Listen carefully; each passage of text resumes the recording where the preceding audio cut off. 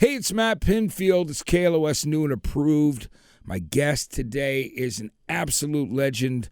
I'm a huge fan of his. I'm honored to have gotten to work with him and see his band so many times over the years, more than one of his bands. But I'm really happy to have a Los Angeles legend here who's an incredible musician and human being. And his name is John Doe. John, it's great to see you. Matt, it's always good to see you too. You know, I just got to say I'm really excited that, the movie that I got to be a part of, I'm in this movie with you, of D.O.A., this remake, is actually going to be on all the streaming services now, and it just makes me so happy that it's finally made it to this place. Yes, video on demand. It's the new way to go. Yeah, hey, John, talk to me about getting involved to make this movie because, it's so well done. Kurt St. Thomas, who's really, a legend in radio from Boston and Los Angeles, and but has made videos for many bands, wanted to make a feature-length film, and decided to do a remake of the late 1940s film D.O.A., a film noir classic. What was the situation like when you were asked to do it? Tell me about how he approached you to do the film. Well, we played in St. Augustine, which is where Kurt lives now, back in 2017, which was our 40th anniversary tour, X's 40th anniversary tour. And of course, I knew that Kurt was living down there, so I made sure that we got together. And I think we were out at this record store / bar after the show. And he pulled me aside and said, I'm gonna make a remake of D.O.A. and you're gonna be the guy. And I said, sure, Kurt, that sounds like a gas. Yeah. Let's do that. Thinking that, we were just drunk or just, having a good time. I don't know how drunk we were, if we even were.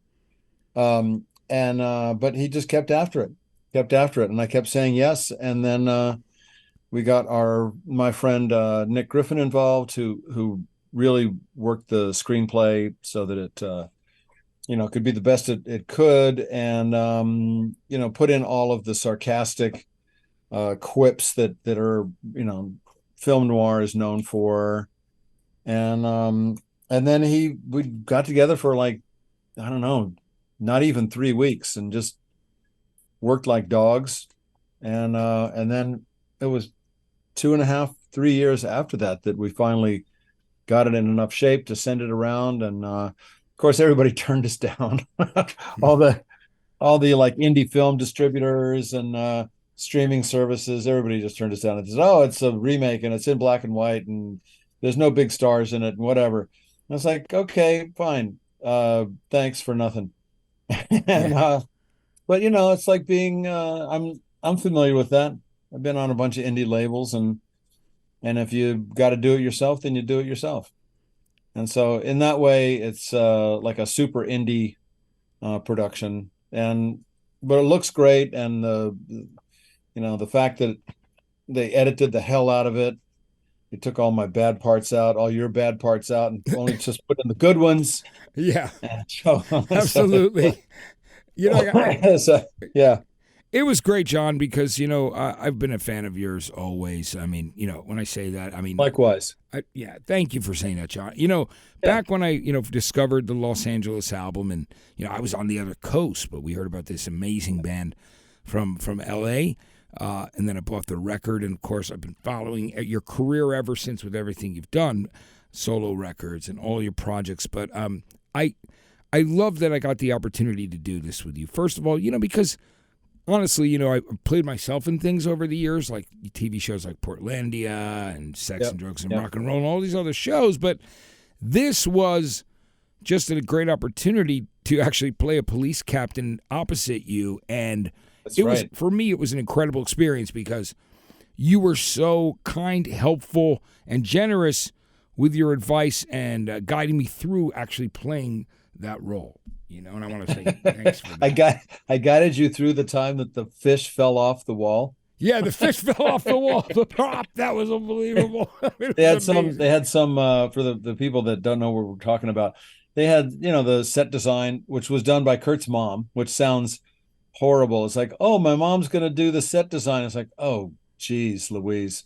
no, please. But she was fantastic, Bonnie. And she had a stuffed fish that would, you can imagine the captain's proud that he caught this big bass or whatever it was. And we're in the middle of this thing, and this fish just fell off the wall, like the nail came loose or whatever. And we're in the middle of this dialogue, and it's just almost like fell down right behind my head. Yeah, Luckily, it didn't hit me in the head, but yeah, just kept doing it. Actually, we all turned around and said, "What the hell? yeah, it was What the pretty. It was unbelievable when that happened. It was great. I mean, That's a good one." one of the things that was so great about the film too was all the classic cars that were used that all came from around that area of St. Augustine, and Yeah, because it's shot in black and white, you do get the feeling that it's a film that's made in the late 1940s. So I think it really yeah, captured that. yeah. The original was 49, and I think it was released in 50.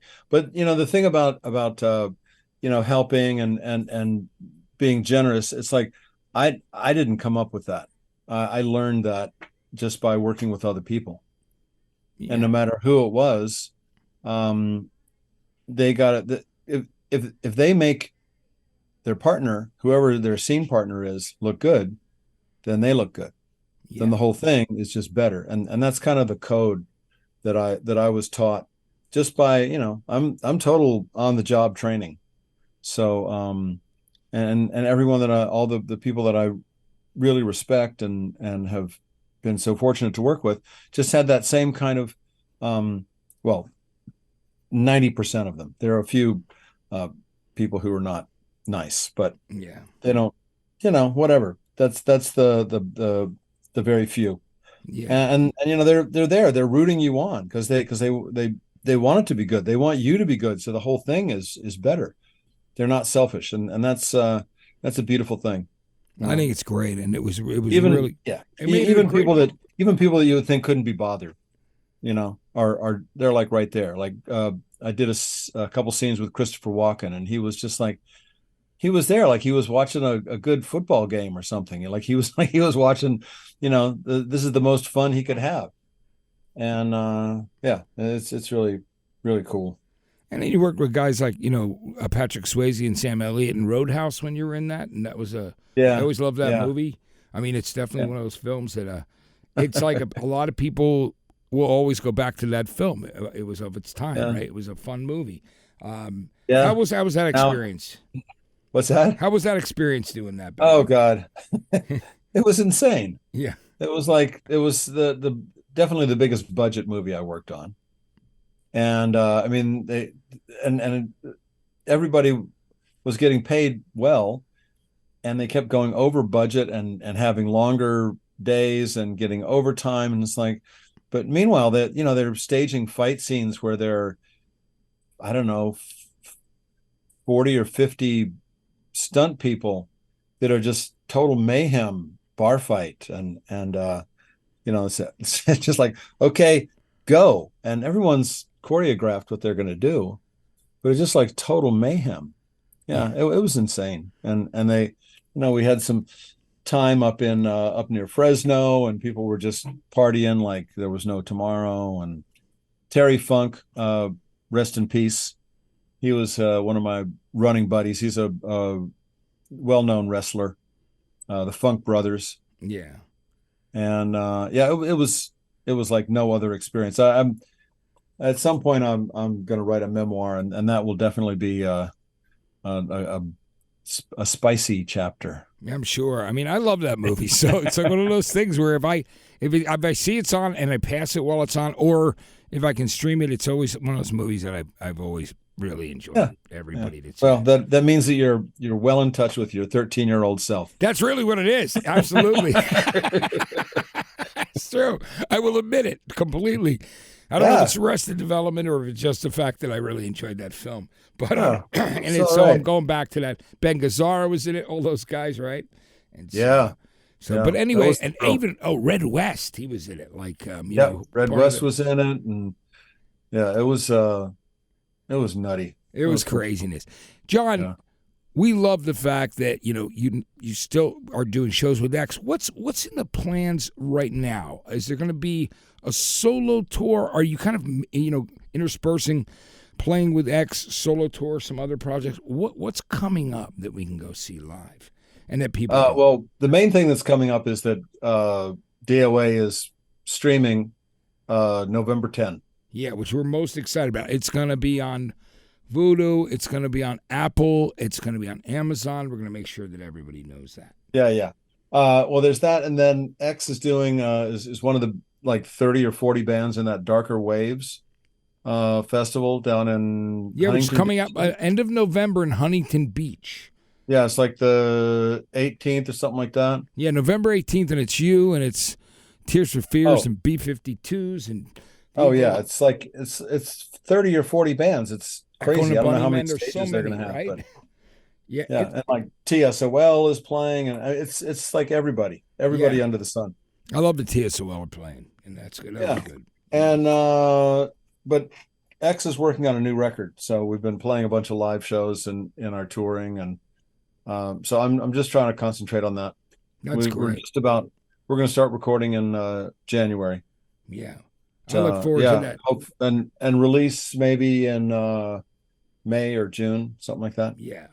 Because we don't take long. We don't believe in taking a long time to record. You get the songs together, you go in there, and you're making a record of the time that you lived and the time that you recorded.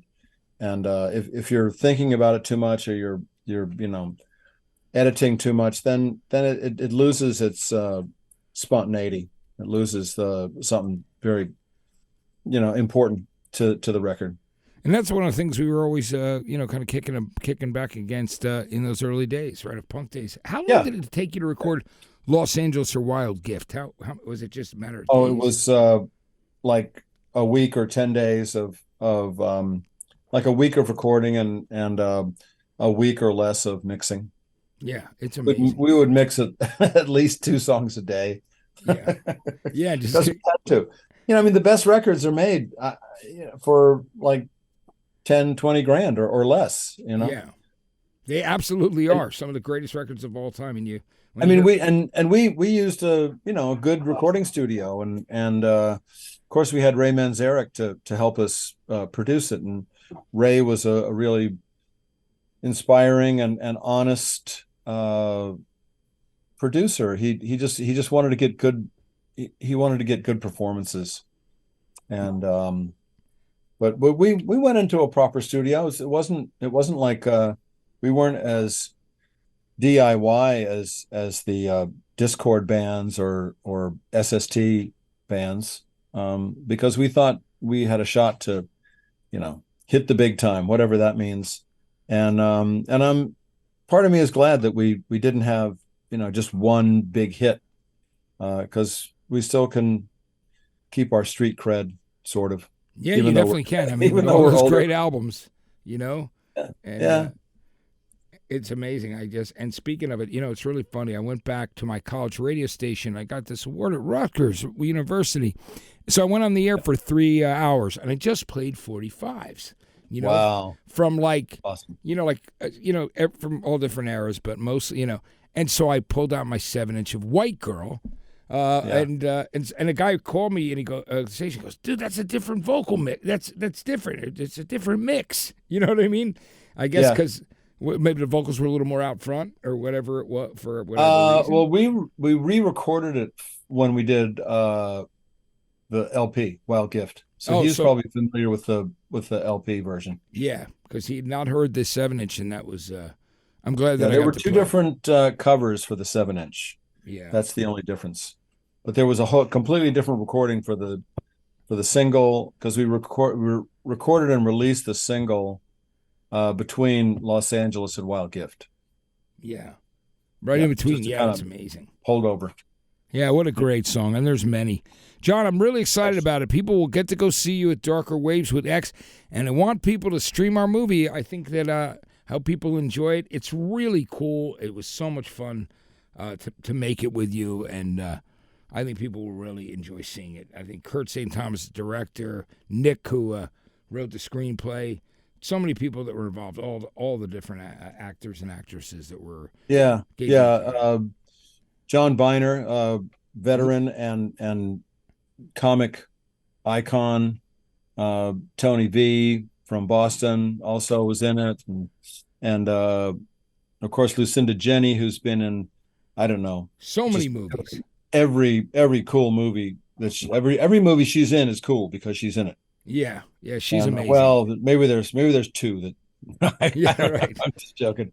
Yeah, it was a great opportunity, especially to just do it by the seat of your pants. You didn't have time to get all up in your head and like weird about it. You just had to go there and do it. Yeah, and it was an incredible experience, and I really hope everybody enjoys the film. John, thanks for spending time with us today. Sure, Matt. It was, Anytime. it was great to have you. It's John Doe. Don't forget D.O.A. streaming November 10th, and you can check it out. It's on Amazon. It's on Vudu. It is also on Apple TV. It's so it's going to be great, and Yeah. we'll have more information. You can go to the website as well and check it out. But in the meantime, I'm Matt Pinfield. Thank you for listening and watching KLOS New and Approved. I'll be back with you soon.